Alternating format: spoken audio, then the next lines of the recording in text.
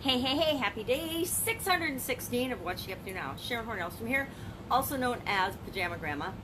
And I was kind of struggling today. I stayed up way too late working with a coaching student till like midnight, which is way past my bedtime since I usually get up at 4 o'clock in the morning.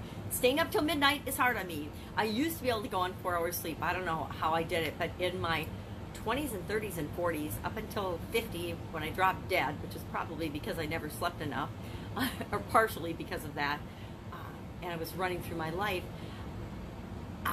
4 hours sleep was fine. I seemed to be able to function. I seemed to be able to function fine on it, but now I know I need more than 4 hours sleep a night, and so I'm a little tired this morning, and it's got me thinking about how we measure success, how I measure success, and it's partly from the conversation I was having with a coaching student, because he's like, when you talk about certain topics, I can hear it in your voice and I believe you. I know that you're interested in that and you care about that. We were talking about health. I'm doing the blood pressure challenge. And when I talk about the blood pressure challenge, he's like, well, would you care if you help people with their blood pressure? And I'm like, well, maybe not blood pressure per se, but I do care when I help people to live a better life, to be more who they are, to be healthier. And healthier means physically, mentally, spiritually, financially, health in all areas of your life and of their life. I said, yes, I would feel better. He said, I believe you. I can hear that in your voice. But when you talk about business, I don't hear that from you as much.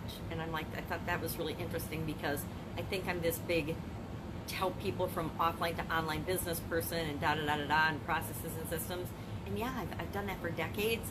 And it got me thinking about and wondering and pondering, because he's right. When I talk about those things, I am not nearly as energized or excited about those topics as I am and helping people, and I do it every day, but I'm not as excited to help people do those things until I get to the point where I can help them understand that continuously improving themselves and becoming the best version of themselves and the person that they can be is a true measure of success. Now, I guess I just answered my own question. How do we measure success? I measure success in how I feel helping others to feel joy and happy and success. And success to me, is more now, and this is a very different definition of success than I had even 5 years ago, is how much joy am I getting out of what I'm doing? It just isn't that interesting. How much joy am I getting out of what I'm doing, and how is it making me feel versus, the old, how much money am I making? Am I making, 8 figures, 9 figures? Am I making, X percentage? Am I increasing my sales year over year, month over month, day over day, whatever? That used to motivate me. Money used to motivate me, and it's really kind of stark and interesting that money doesn't motivate me at all right now. I mean, not at all, but pretty much not at all. And that's interesting. I want to say it's sad, but it's not really sad because money is just paper, right? And I am finally at the point in my life where I'm not motivated by paper anymore. What does that have to say about me? What does that say about us as a race when we're motivated by achieving paper, or we're motivated by achieving numbers in a bank account? I will admit that numbers in my bank account, maybe it would make me smile for a minute, but for the most part, it doesn't last. It's very fleeting. It's the joy, it's the experiences, it's the relationships, it's the people that I impact and the people who I've been a part of their lives, and they are better people for me having met them or been there. I want to leave everybody I meet better for having come in contact with me.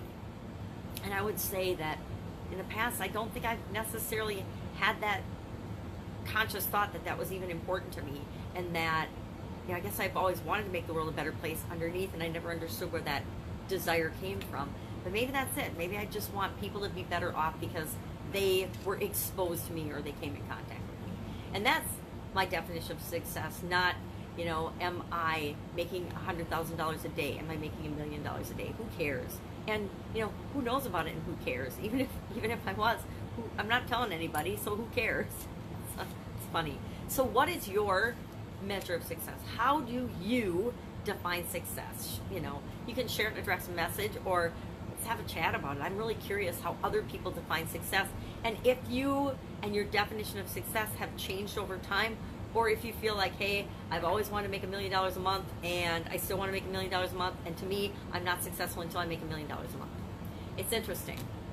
I remember learning this from Tony Robbins, probably is one of the first people I consciously remember learning it from.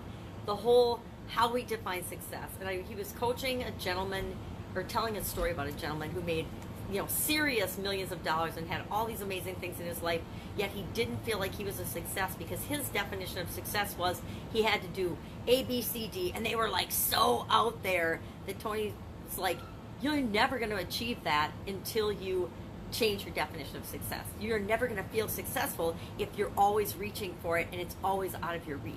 You can feel successful right now by changing how you define success. So today, let's take a minute or two and just define exactly what success is to you. I'm going to do what it is for me. I want you to do it for what it is for you. Let's quickly talk. I can hear my granddaughter upstairs, so let's quickly talk about the BP challenge today. Is top 10 things that you love to do, physically do, action verbs. And I got excited about that. I've already got mine done for the day. I did it when I was thinking of the idea for the topic for today. So that means it's a good topic if you can knock it out that fast, or if I can knock it out that fast.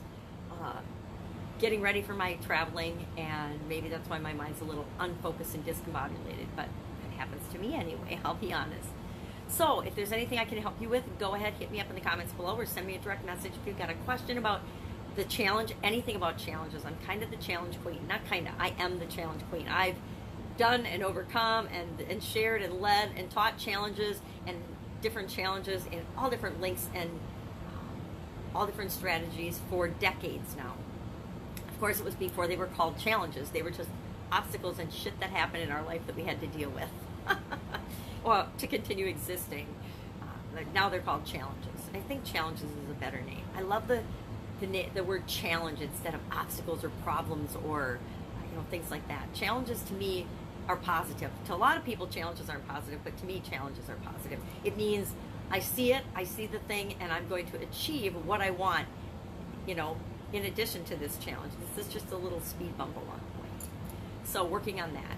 If I can help you in any way, share in the comments below. I will, of course, do it tomorrow.